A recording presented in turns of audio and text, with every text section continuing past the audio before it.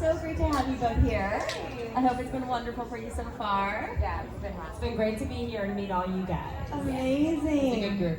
So I would love to kick this off by asking you guys, because I haven't spoken to you all yet, about your acting journey. How did you get involved in your craft? You go. I knew I wanted to be an actor from a really early age, so I started by doing a lot of local theater in Sacramento, which is where I grew up, and I ended up moving to LA by myself at 16 and had a really shoddy apartment in downtown LA and continued to audition and just sort of built my career that way, but I've been in LA ever since. I did not have a similar trajectory in the sense that I always knew I wanted to do it. I actually played soccer very competitively. I had a full ride to play in college at a top 20 Division I program. That was like what my life was geared towards. And then in a very kind of random chance, I had met somebody who was one of the heads of an agency in New York, and they got me into acting, and I started trying it out, and I realized quite quickly how much I loved it, and that the opportunity I had was quite unique. So I ended up decommitting from the school I was going to and moving to New York at 17, and that's where we overlap, living in a shoddy apartment, and been there ever Opposite since. coast. the same situation. Wow. Sorry about that, guys. Tell me how Halloween came into your life. An audition. Yes. A self-tape that you just send off into the black abyss of self-tape land, and you just wonder if anyone's looking at them or seeing them. And then it was like probably 3-4 weeks later, I got a call that David wanted to meet me, David Gordon Green, our director, and we set up a Zoom. And or I think it was before COVID, it was super before COVID, so Zoom didn't exist. What was it? Like Skype? Skype. We Skyped, and then I did a screen test, and then we decided to make the movie. We decided to pick me. Don't know why. I had auditioned, I think because I was in LA, it was in person, and with David and our casting director, and I wasn't even trying to, I just accidentally kept making him laugh a lot, and I thought he thought it was funny, and I got the call a few weeks later that Andi had been cast and that they were wondering if I'd come on and be Vicky and be the funny friend, which I did, and it was so much fun, and being able to work with David was just amazing, and I love how much he kind of encouraged everybody to lean into the funny when they could, and yeah, it's like the coolest franchise ever to be able to be a part of. So you guys, obviously this is a horror con, you are a part of a major horror film and a major horror franchise, right? Are you guys horror fans yourselves? I am now, because honestly, I watched Don't Look Under the Bed. Did you ever see that? The Disney Channel original movie from like the early aughts. Terrifying. After that, no more horror movies for me. I did not sleep for weeks. And then I slowly got back into it once I was cast in Halloween, and I was introduced to the community and just the excitement, and what I realized was that it's a genre that has just countless subgenres within it, and you can kind of find your thing and find your way through it in a way that's really unique to the genre, and also the community is just so spectacular, and the fandom is so special, and I always say that like the world I think could use more of the mentality of horror fans, where like even people with differences of opinions or ideas, like they'll be vocal about them, but they do it with respect and appreciation, and there's always kind of an open platform. So I fell very deeply in love with the community and with the franchise, or with the genre after I had been introduced to it. That was so well said. Kind of similarly, I wasn't really a big horror person until being involved in this franchise, and after meeting so many of the horror fans and having so much love for you guys and realizing what an incredible fan base it is, I myself really got into horror films, and now it's like my favorite genre of movie. I go see all of them in theaters. It's so much fun to watch horror movies with a real audience in a theater, and yeah, there's so many amazing subgenres within horror, and I just love seeing things I've never seen before and being really surprised in a movie, and I feel like horror just does that better than any other genre. And yeah, there's so many really amazing filmmakers that come out of this space, and actors and so much creativity. So yeah, it's probably like my favorite genre of film now is horror. What's your guys' favorite subgenre of horror? Because that is a very, like you said, unique to everyone. I love a body horror personally. I think those are always really fun. Do you have a favorite body horror movie? Oof. I mean, I just watched The Substance, so it's fresh on my mind. It's I just hear that's fantastic. Haven't seen it yet. really fantastic. Is it fantastic? Yeah, I loved it. Yeah. I don't know. I think it kind of depends on the day. I think like kind of cosmic horror, like the Lovecraftian kind of sense is very cool, but I'm very into body horror as well. It's something that I think we're going to see more and more on the rise in the next few years, and A Different Man being one that kind of is a little genre bendy. I also really love genre bendy horrors. Like if you give me a good horror comedy. That's awesome. Okay, so I want to talk to you guys individually about something else that you've done that's not Halloween before I turn it out to the audience, okay? So, you were a part of kind of a show I love, very horror adjacent, 666 Park Avenue. Yeah. I will say that I purchased that on iTunes when it was airing, like when it came out, that's how much I loved it. So it's still in my iTunes library.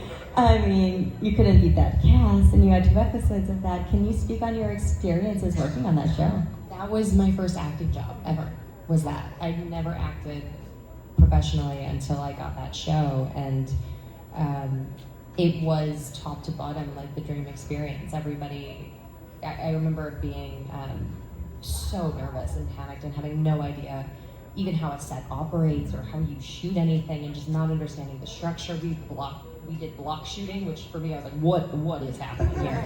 And I was very upfront with the director that it was my first time, and he can also probably tell I probably didn't need to be as explicitly upfront.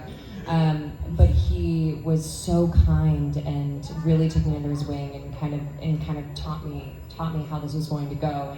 And I remember at the end of the day, he was like, just so everybody knows, this is Matichak's first day ever on a set, and we just like want to give her a hand. And they gave me a round of applause and just like made me feel very welcome. And everyone of the cast was so wonderful, and heavyweights, you know, they've been working for quite some time, and they all went out of their way to make me feel comfortable and just show me what the experience was in a real way. That it held a really special place in my heart. I think I had one line. It was like, Shannon, my name. That was your name. I was, for weeks, I was like, Shannon. How many ways can you say Shannon? Yeah, how many ways Lots. can you introduce yourself, right? But it was a fantastic show. Tell me how I die. That's a deep cut. That was a COVID watch for me.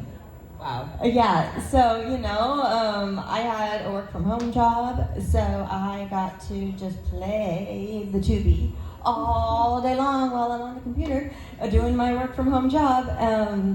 And that was one that was fed to me based on what I might like, and I loved it. Really? Yes, so can we talk about that?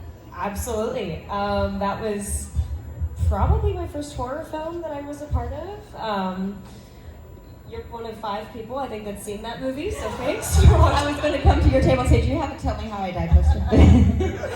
A real deep cut for me, but it was so much fun. Yeah, it was a really fun premise that I'm kind of forgetting, but I think we all were a part of some drug experiment that allowed us to get visions into how we died, a little Final Destination, which was one of my favorite horror franchises. I love the Final Destination movies.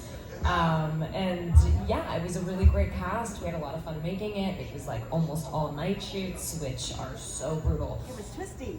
Like you're like, Very yeah. twisty. Yeah. Thank you so much. Yeah, we had a lot of fun making it, and it's always fun. Your first horror movie, I feel like you sort of start to learn the rules of horror and how to play with the audience, and working with some of the blood and the gore stuff is really fun, and I love the special effects side of things too. So that was all really fun to experiment with on Tell Me How I Die. All right, audience questions. Who's got them? I know you do. There you go.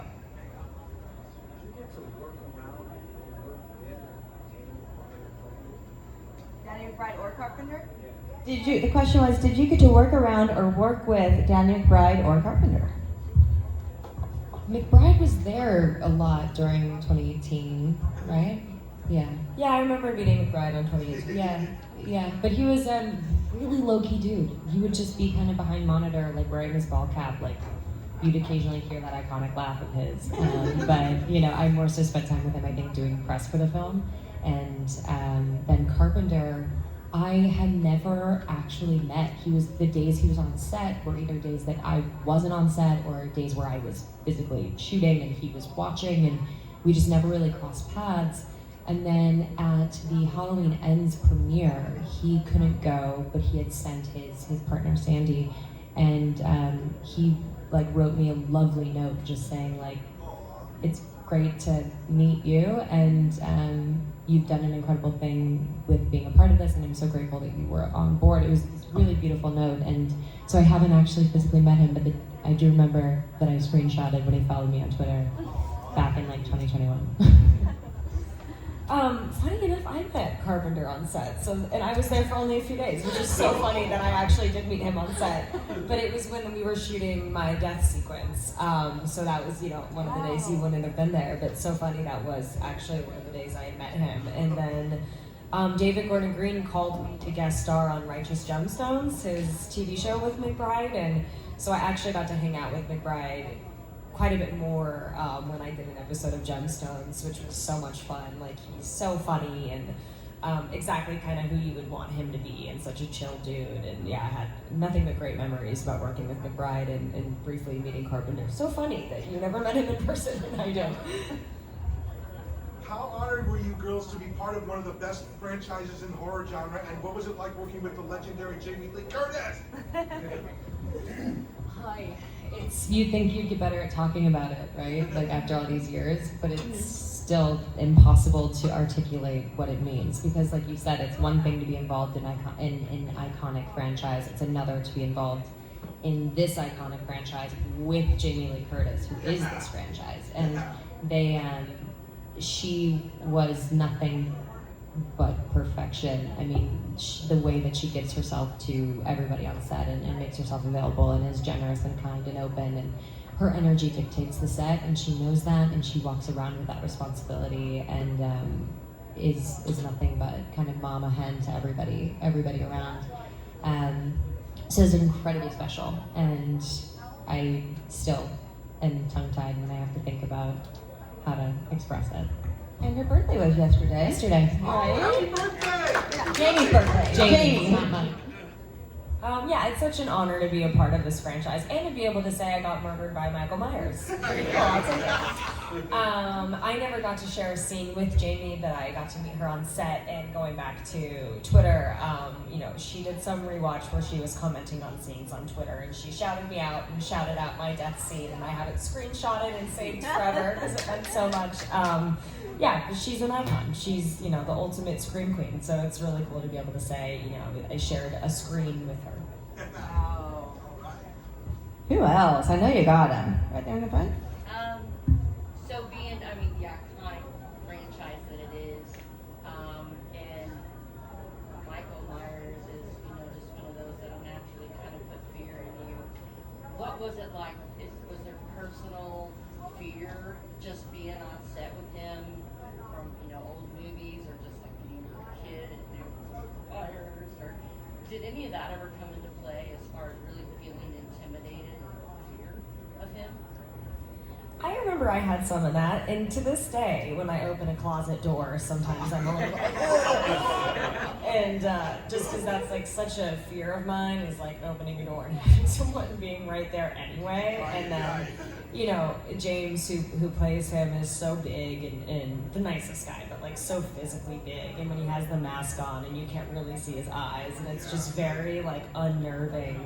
And yeah, having to open the door and then get like stabbed at so many times over and over again created a weird muscle memory for me, where like to this day when I open my closet, I'm a little bit spooked. Traumatized. Yeah.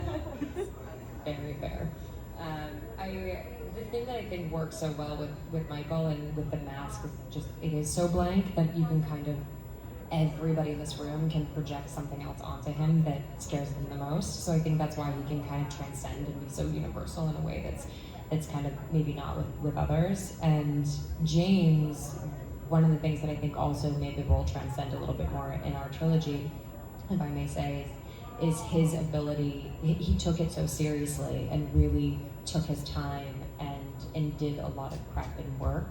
And you know, he would put the mask on. Do you remember this? And he would just like stand off in between takes, like in the shadows over there, and you just kind of like forget, and then you'd be like, "Oh, James, take off the mask."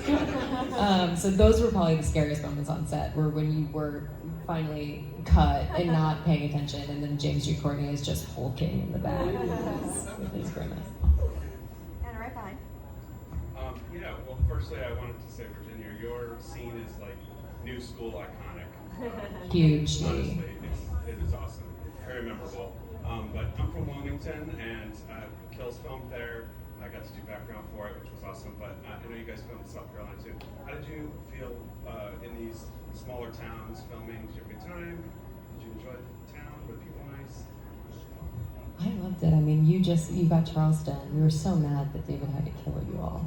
We were like, why did you do this? Why did you cast such wonderful people that we just want to spend all of our time with? And thank God that Drew, the kid that played Oscar, is actually from Wilmington.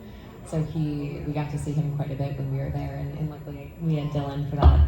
But the towns were fantastic. I mean, Charleston was so fun, and I'd never been. Have you? It was my first time in Charleston, but that's where we did Gemstones as well, so I ended up spending some time there. And yeah, great food, great hospitality, beautiful city. I totally fell in love with Charleston. Yeah, and Wilmington to me was controversial, may have been my favorite. It's just such a lovely town, and the people were so kind and so open and so game, and it was a good energy. Savannah was awesome. It's kind of like Charleston meets New Orleans in one, and spooky and cool, and I loved it. Thanks. I want to attend LA Film School. I know you guys auditioned at a young age. What do you recommend for me to do? To prepare? Yeah. Question was, what do you guys recommend for a young actor to do to prepare to audition for LA Film School? I met him earlier, so I believe it's directing, correct? Yeah, for filmmaking.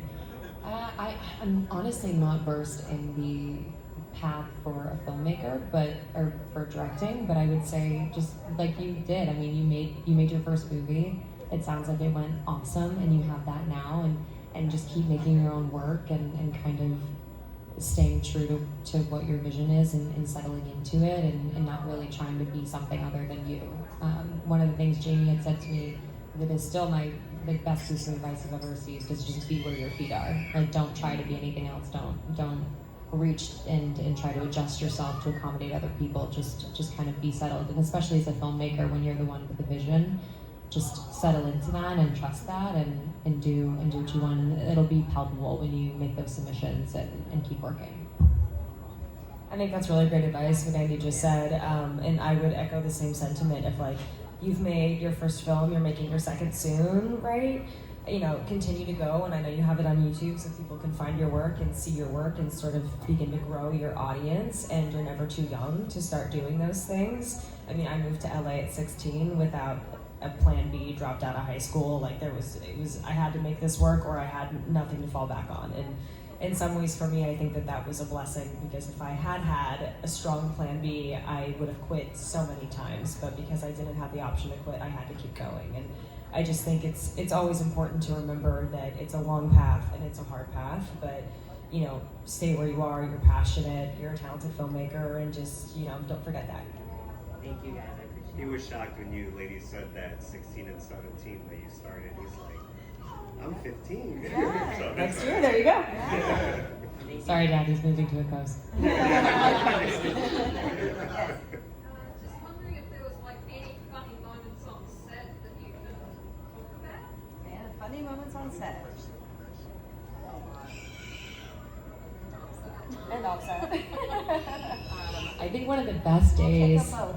Yeah, one of the best days I went to on set is when you and Julian were doing the scene where you were watching TV, and the two of you were just like going at each other, and we were all dying behind monitor.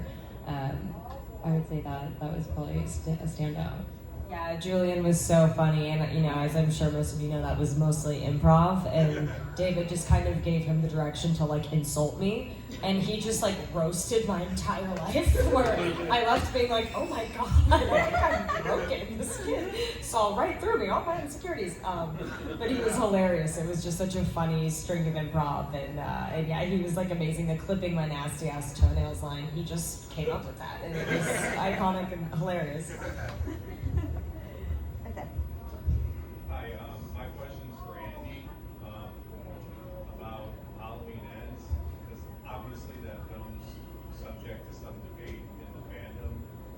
My question for you is that when you received the script for that movie, what's it like as an actor to get a script that goes in a completely different direction than what you would have expected for the third installment of a film that you're doing?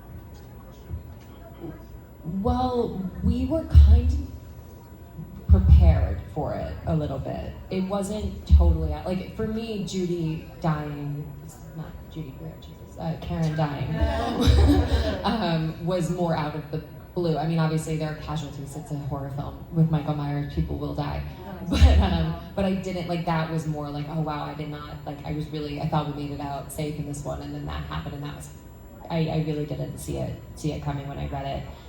This was something that had been kind of softly floated, pitched for a while. I want to say even when we were filming Halloween Kills, there was some like talk of like there's going to be a new character, there's going to be a love interest, there's going to be this, and so I didn't really know what to expect reading it. So I wasn't wildly shocked by the direction.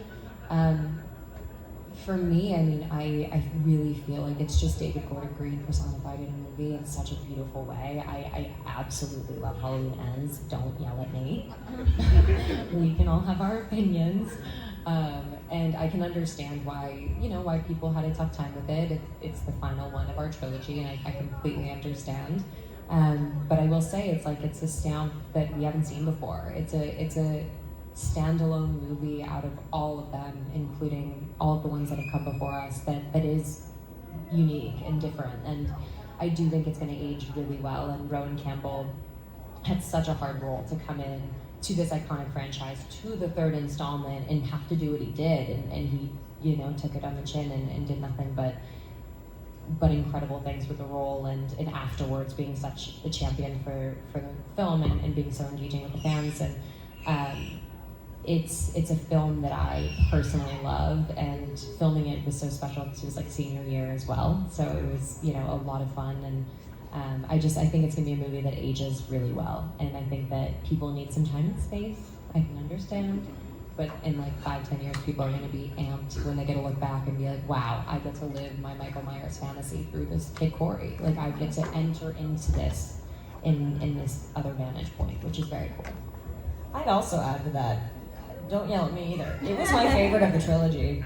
Same. Yeah, I really loved Ends. I thought it was like, I loved the love story. It felt like an indie romance movie, like thrown into the middle of this horror franchise. I thought Rowan was fucking incredible. I thought it was a really beautiful end of the franchise. I loved it.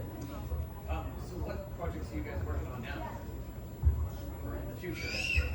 I just got off a movie and I was in Brisbane for 6 weeks. We got home on Sunday, so I'm still jet lagged. Wow. But that was really fun. It's a horror film, kind of like a Jaws, like a creature feature. And then there was a movie called The Breed that came out like 20 years ago. It was a Wes Craven movie. And we did basically like a spiritual sequel to that 20 years later, earlier this year. So that one was crazy fun. It'll be out next year. And then I've got a movie called Fuck, Marry, Kill that comes out in like 2 weeks. That's a horror comedy, so that one's really fun. What was your favorite kill throughout the entire franchise? Favorite kill in the franchise? In the first one, it's yours.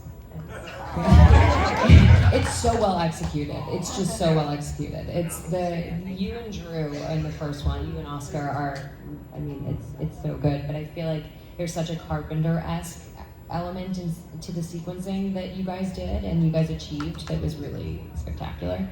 In the second one, I would say there was a lot to choose from in that. He did some work.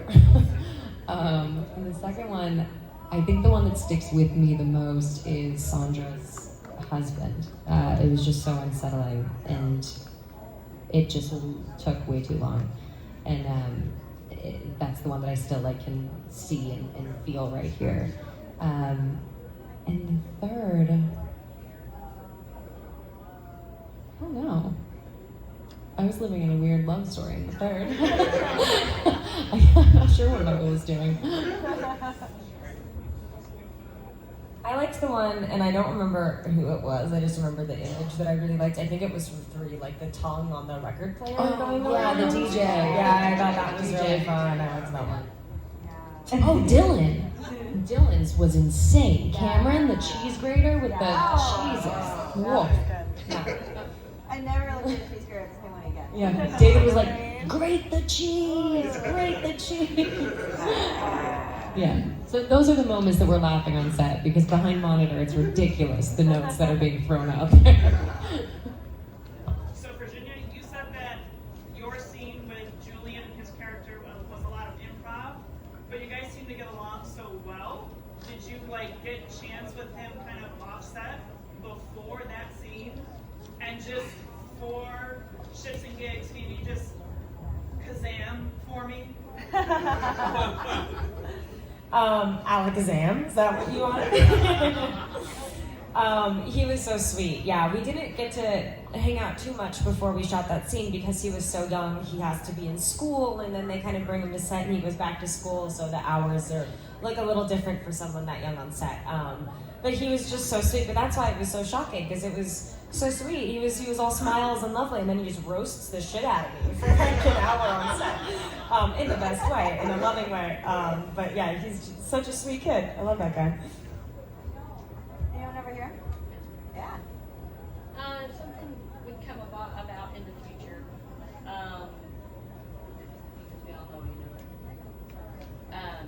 Would you consider carrying on this road with your own role? It all depends on the story and the filmmakers and everything, but there's no reason to not remain open to it. This is such an incredible piece of history, and to get to be a part of it is incredible. So if there's a path forward, all ears. The back, yeah. I got a question. So for the 3 movies, 2018 Bills and Ads, which one was your favorite mask? Ooh, favorite mask. I think it was the flashback in Kills. It was insane. And in person, it was like giving everybody chills, including Jamie, who had seen in 1978. She was just like, this is... Christopher Nelson is a freak genius. What was it like working with Jamie Lee Curtis? She's spectacular. I mean, in every sense of it, she's exactly who you'd want her to be, and is very kind and open, and she just raises everybody up. And she also expects you to meet her level of work ethic, and she works harder than anybody on set. So she really sets the tone, and I've learned so much from her as a person, as an actor, as a businesswoman, as a human. She's really, really wonderful. You guys have, I'm sure, seen the previous Halloween movies, yes? Right? You have gone back.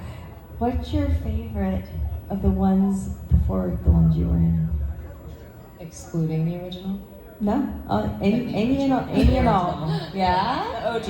Yeah? It's a great film. Now exclude the original. Including part 3, if you want. You know what I mean? I'm just saying, all of them. Have you seen them all? I haven't seen all of them. I haven't. But I've seen a good amount. We need a watch party. Yeah, we need a watch party. I think that where I would go after that, 2 is it's Carpenter, so it just, it's still in the vein and with Jamie. I really like Season of the Witch. Again, now you can understand why I like Ends. Right. It's something off the cuff and different and interesting in a way that's, not your typical formula. Definitely. What about you? I mean, to be completely honest, I've seen the first and then the last 3. So my knowledge is a little limited when it comes to the stuff in the middle there. But so yeah, the first is just, I think, a beautiful film. And then I really like Ends. That was it. There you go. All right, anyone else? Oh, yeah. Okay, since you won, and what was your favorite out of all franchises that you wish you were in?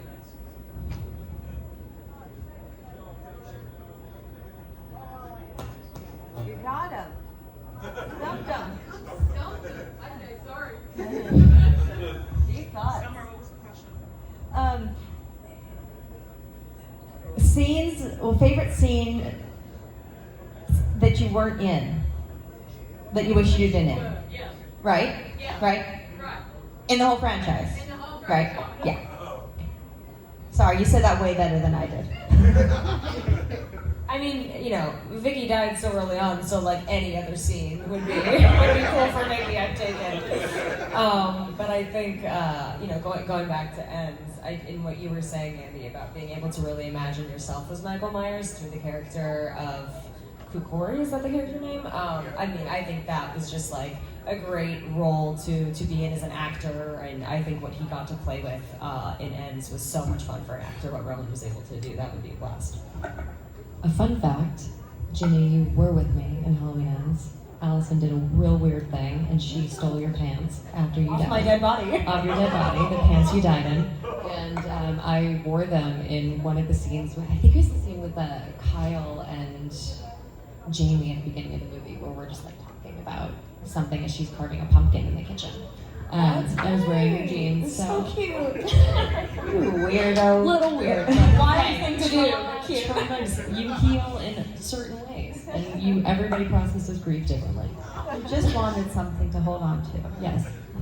My question is, if there was another legacy horror franchise that you could be cast in, what franchise would it be?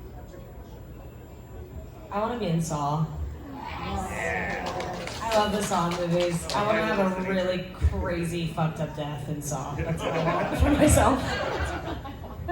What would your trap look like? Oh my god, that's I don't think I could possibly come up with someone that would do the Saw franchise justice off the top of my head. But yeah, I would just love like a super creative, wild death in a Saw movie would be awesome.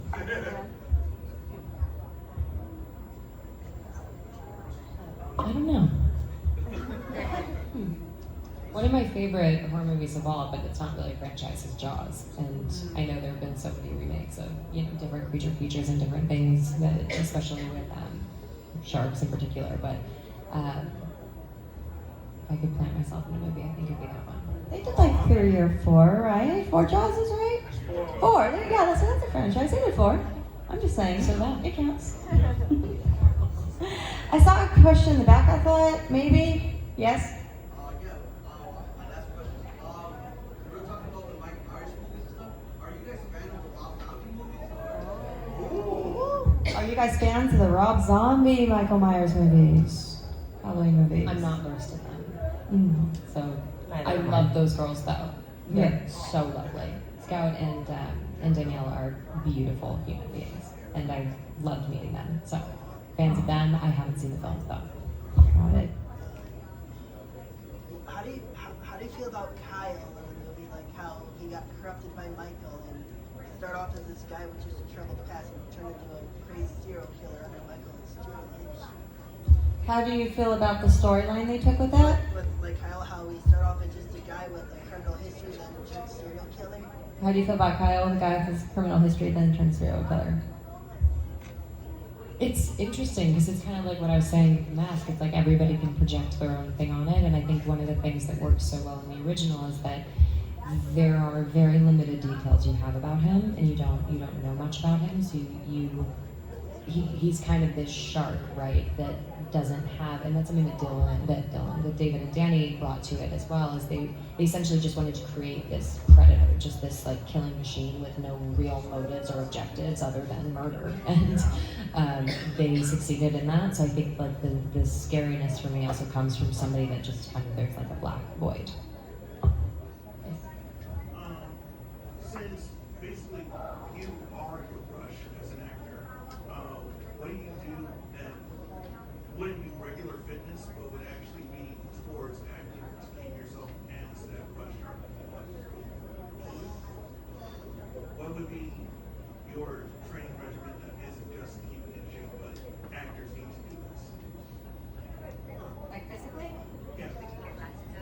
physically, or like including like from an acting standpoint for the craft? Yeah. Instead of just keeping healthy, you have to do this to keep active.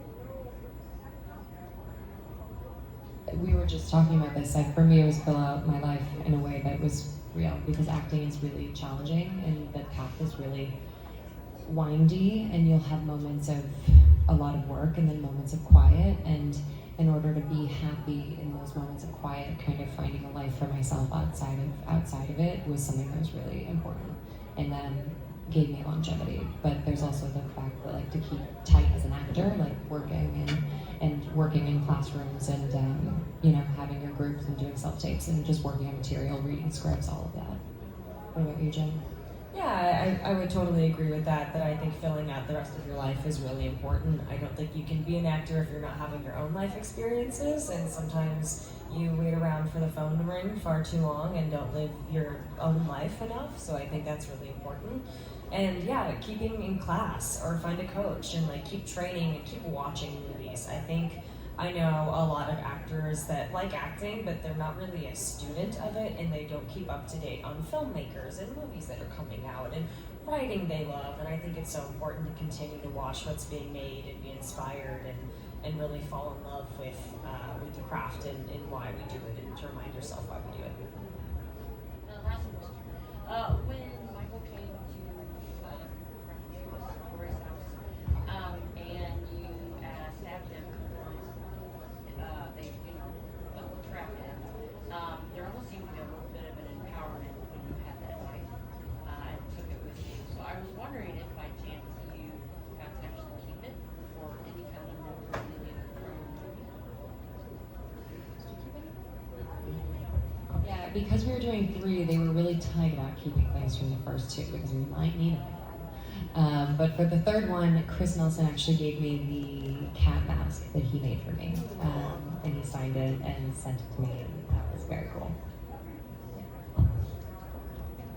Is there something you ladies wouldn't do in a movie? So for example, Terrifier 3 just came out. They alluded to children dying at the beginning, and they showed body parts and everything, and there's some people that, are slamming them for that. This is terrible. Is there, in terms of a horror movie, is there something that you wouldn't be in because of a certain action or certain premise, for the film? Or would you just roll with whatever the director wants? Definitely don't roll with whatever. I mean, I'll speak for myself. I don't roll with whatever, but there's a lot more that goes into decision makings than just like a thing on a page. I mean, look at Halloween Ends. David killed a kid pretty brutally in the first 5 minutes, in a pretty visual way, and. We got it coming. Sorry. But no, it's hard to. It's kind of a hard question to answer because there's a lot that goes into making decisions as a creative. For me, I think so much of it would depend on the people involved, why they feel that scene is necessary, how does it, move the story forward. So there's so many questions beyond just like would you or wouldn't you. But I just did a movie called The Breed where we are killing rabid dogs, but they're rabid, they're evil dogs. I don't think I could ever kill like a sweet innocent puppy in something. I think that would break my heart. Hi, someone over here. Yeah. My question goes about Virginia. One of my favorite movies you ever did was called Fall. What was your experience like? Thank you. It's one of my favorite things I've done as well. It was really crazy. So on the movie, we're on a 2,000-foot tower, and we actually shot it on a 100-foot tower. So they built us a 100-foot tower on a cliffside. So it's not green screen; it's all real. What you see, all the wides and scopes and views was all real. So.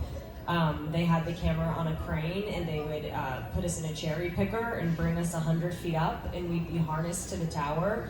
And the craziest thing was we'd have to jump from the cherry picker to the tower, which was like 6 feet apart. So we'd literally be like jumping to get to our set 100 feet off the ground, and then we'd be up there all day. And we had a pulley system where they'd pulley us water and they'd pulley makeup up there for us, so we'd do each other's touch-ups on top of the tower. So it was just like a crazy experience, but I love stunt-heavy work. I love the adrenaline rush, and it's really fun. Everything is CG nowadays, so it's really fun to be able to make something with all the practicality that we had in Fall. You were really up there. So you were Really up there. wow. Okay, didn't know that. Things I learned today. Yep. I assumed it had to be CG. No. Right? No? Oh my. It was wild. I never had a fear of heights before making that movie, but after being trapped so high up for so long, I now have like a little bit of a thing with heights. How long did you guys film it? Sorry? How many days was it? Probably 20 days. In the middle of COVID, It was too. during COVID, I remember. Right in the middle of COVID, so it kind of worked because it was only two girls at the top of a tower outside. So it actually was like as COVID friendly of a movie as you could have made during that time. But it was before the vaccines, before we really knew like anything about COVID at all. It was like smack in the middle of it. So kind of piggybacking off of COVID, what was that like between Halloween and Halloween Kills with the movie supposed to be coming out and then it had to kind of be waiting and put on hold? What was that like? The thing that was great is we had the script already, and Rowan was cast. So, I mean, Rowan and I became genuine friends, and I think that was palpable in the film as we were able to actually like connect as people and kind of work and just get to know each other and have the lag time of prepping for that long of a time. That's the beauty of having time to prep, but also the downfall of having time to prep. You could prep a thing to death a little bit. But David did a really wonderful job of kind of, also David and Danny just changed the scripts constantly. You are getting new drafts all the time. I think Gemstones, they even said that they're like 60 drafts like for one episode is like their record. They always kind of keep you on your toes, but it was kind of lovely, and also not for nothing, it's a huge part of my life, and I love this franchise so much, and I love working with these people so much, and getting to extend it for an extra year, I don't care. I get to hang out with everybody a little bit longer. How do you feel about Kills having to, this is the question I thought you were asking, but that it got pushed and it came out streaming at the same time as the theatrical release? Were you concerned about that? I was happy that we still had a theatrical release. That was important. Is like having it be in theaters, like to what Virginia was saying, like being able to sit there as a community and watch a horror film, especially Kills. That out of all of them should be on the big screen. Like that should be experienced. I mean, it's a Michael Myers action movie. It should be seen in IMAX. Okay, last one. What was it like working with Nick Castle and James Jude Courtney as Michael Myers? Nick Castle and James Jude Courtney. We talked a little bit about James earlier, but we didn't talk about Nick. Nick had a cameo in the third movie. He played a flasher at a Halloween party. That was my experience working with him. He's a blast. Do you have any communication with Nick at all? I didn't know, but obviously I got to work with James, who's so lovely and like so nice. He's, such a big dude and can be a bit intimidating looking, but then you talk to him for 5 minutes and he's just like the ultimate softie sweetheart. So he's just a pleasure. Awesome. Okay, ladies, to wrap it up, I want to go back to our roots again and tell me, what advice would you give your younger selves when you were going into this business? What do you know now you wish you knew? It's so hard because I think if I knew then what I know now, my career could have turned out differently, and I don't think I would want to change how things have gone. I just think, having really thick skin is really important and continues to be really important. And I guess going back to what we were saying earlier, like really building a life outside of just this and not letting your career become your identity, which I think with what we do is really easy to get confused. What is what? And really finding some like meaning outside of this. I guess that's it.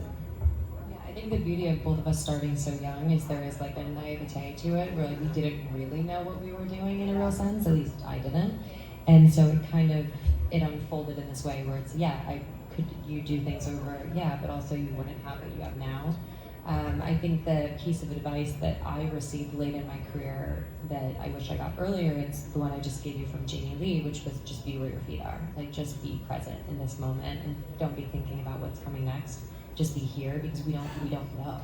Like we don't know what's going to happen in this industry and if you are going to work again and when you're going to work again and in what capacity. So it's like just be present because the product is great, of course, but the how you make it and the process of making it is arguably more important to the person doing it. So.